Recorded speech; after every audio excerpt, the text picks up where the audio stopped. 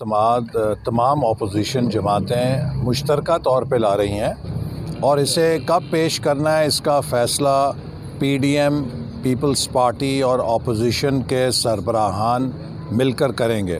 Opposition کے پاس مطلوبہ تعداد موجود ہے، تاہم ہماری کوشش ہے کہ حکومت کی حلیف جماعتوں کو بھی آمادہ کیا جا سکے کہ وہ اس تحریک عدم اعتماد کا ساتھ دیں تاکہ ایک براڈ بیسڈ وسیع البنیاد حمایت کے ساتھ اسے کامیابی ہو اور ملک کو موجودہ بحرانوں سے نکالنے کے لیے آزاد منصفانہ انتخابات کی راہ ہموار کی جا سکے۔ پاکستان آج اس دلدل میں دھنس چکا ہے۔ اس حکومت نے گزشتہ 3.5 سالوں میں اپنی نااہلی اور نالائکیوں کے ساتھ ملک کو ہر سو بحرانوں میں دھکیل دیا ہے۔ معاشی میدان کے اندر پاکستان قرضوں کے جال میں گھر چکا ہے، ملک کے اندر بدترین مہنگائی ہے، عام آدمی کی زندگی اجیرن ہو چکی ہے، بے روزگاری نوجوانوں کو نگل رہی ہے، اسی طرح ملک کی داخلی سلامتی دن بدن بگڑ رہی ہے۔ وہ دہشت گردی جس کا کلا کما کر دیا گیا تھا وہ دوبارہ سر اٹھا رہی ہے۔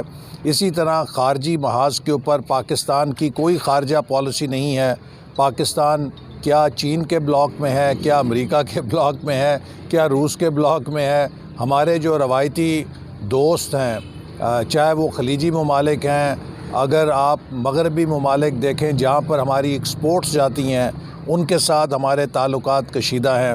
اسی طرح چین جو کہ سی پیک کا پارٹنر تھا، اس کے ساتھ اس حکومت کی کوئی مثبت سمت نہیں ہے۔ حد یہ ہے کہ ML1 پروجیکٹ جو سی پیک کا فلیگ شپ پروجیکٹ تھا اسے عملاً بند کر دیا گیا ہے، اور کراچی سے پشاور ریلوے منصوبہ جسے 2021-22 تک مکمل ہونا چاہیے تھا وہ آج تک شروع نہیں ہو سکا، اور اگلے 1 سال بھی حکومت کے پاس کوئی امید نہیں ہے کہ اسے شروع کر سکے۔ تو ہر شعبے کو اس نے تباہ کر دیا ہے۔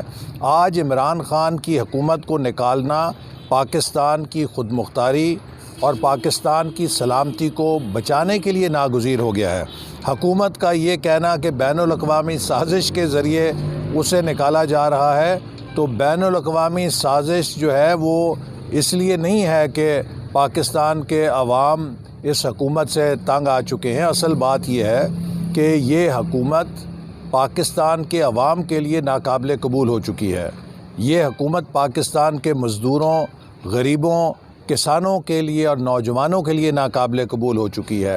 یہ حکومت نکالنا اس لیے ضروری ہے کہ اب ہمیں اس ملک کو بچانے کے لیے ایک وسیع البنیاد